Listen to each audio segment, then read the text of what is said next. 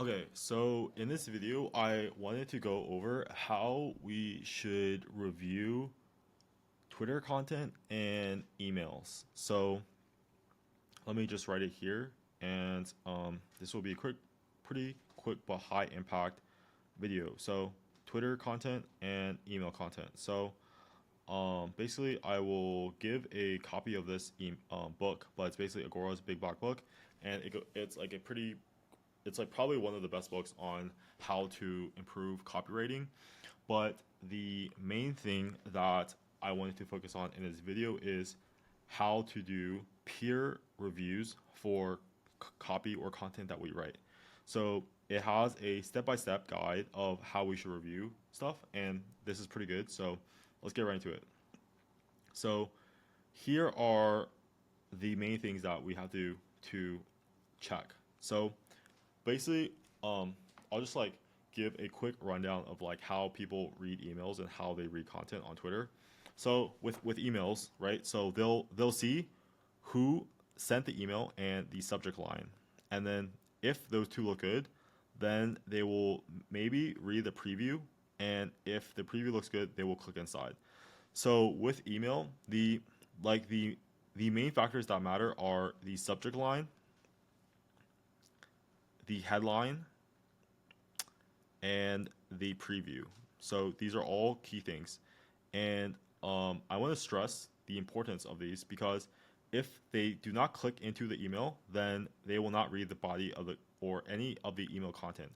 So that means that these have the highest leverage point of someone actually reading our content because if they do not click on the email, they will not read it, right? So we have to be very, very good or very clear that our subject line, our headline, and our preview are on point and it gets the person to click inside the email. On Twitter, it's a bit different. So the way that it works is that there is a feed. Let me just open up my Twitter, and typically the way that people read Twitter is that they will either if there is an image, they will see the image, and then from the image they will decide if it's even worth reading the headline. So they will scroll and maybe they see a video, and then if the video looks interesting, they will read the headline. Okay, so that's how people read content on Twitter. So they will scan, and this has a pretty interesting chart, and based off the chart, they will read the first line. They will keep scanning, and this looks pretty interesting, so they will read the first line. If the first line is interesting enough, they will read the rest of the content. But the main thing is that like this is a pretty good example of like why this tweet did not go viral. So this tweet did not have a picture, and the first line is very confusing. The client who demand daily check-ins from their overseas contracts get the worst results. Okay, so that headline is pretty bad, and it doesn't have any benefit for the reader, and it doesn't have any novelty or urgency, which is why this tweet flopped. So this is like how you can like determine like how you should prioritize what to check when like checking your content. The other thing is that if like so if the tweet is from someone the person already knows has good content, they will read the tweet. So what I mean is that like let's say Mark has typically has pretty good tweets, right? People might just read the tweet even if that tweet itself is not the best content. And this means that like the reason I say this is because if you put out a lot of bad tweets, people will just learn to skip by your tweets. And basically, like what you want is you want the tweets that we push out to be really high quality, so that people associate good quality with our brand, which is our Twitter account. Okay, so that's why it's very important to make sure that our content is actually good. It's not spammy because if we have too many spammy posts, people will just like not read our brand because they associate our like Twitter image with spam and bad. So that's just another thing. But the core thing about Twitter is that right now it's very engagement focused. So that if someone like engages on your Twitter, or if they click on your profile, or if they like it, bookmark, comment, then the tweet will go viral. So that's like how tweets go viral. But at a high level, the most critical things that we have to make sure that we get correct is the image and the first line, or like the first two to three lines, because those things will determine if someone reads the entire content of the tweet. So with that being said, let's get right into what we should do to review Twitter content.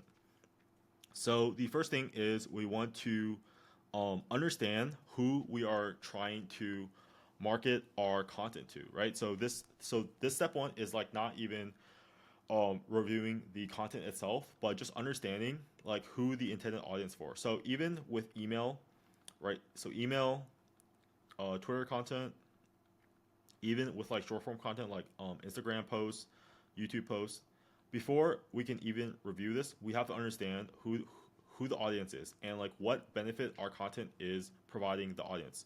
So in our case, we have local rank, and it's all of it is local SEO content, and the audience that we're serving is agency owners, and we are trying to help them make more money. So that is like the audience, the benefit that we're trying to provide with our content, and is very clear. So that has to be very clear when we write content. It can't be like it has to be for one person, and we're solving one problem in every content, right? So that is the most important thing. One audience, one problem, and we're solving it with our content.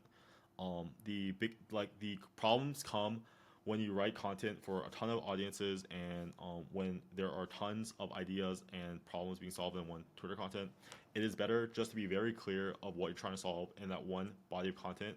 So if you want to solve multiple problems for this audience, that's fine, but just make sure that it is not within the same content. So within one email, we only want to solve one problem.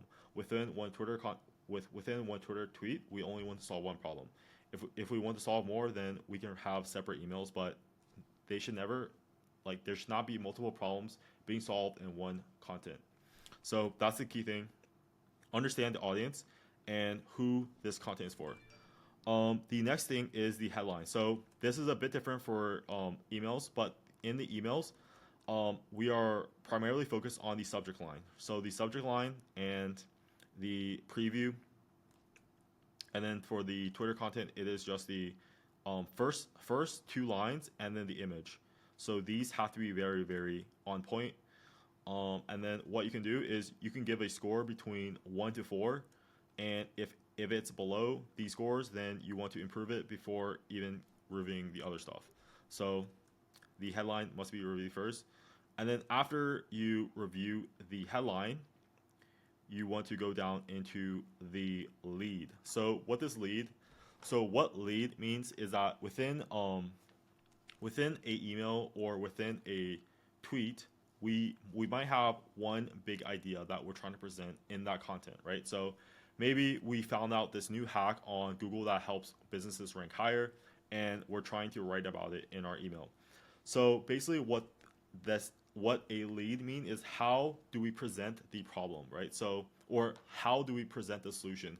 So typically with a lead, you might start, there are multiple ways that you can write about a lead, but like one of the ways is maybe with personal experience, with some stats, with some news, with some other types of leads. But basically this like the first 2 to 4 lines of the email, and within the within the tweet, it's the first 2 to 4 lines.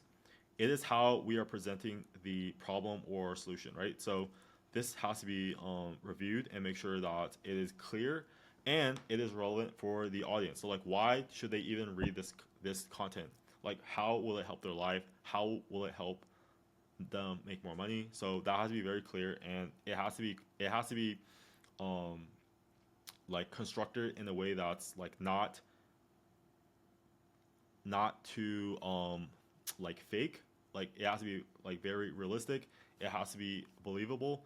And one of the things that you can do is within this book, you can just search up leads, and it will give a ton of information of how to write good leads. And then after you write the leads, you want to review the rest of the content.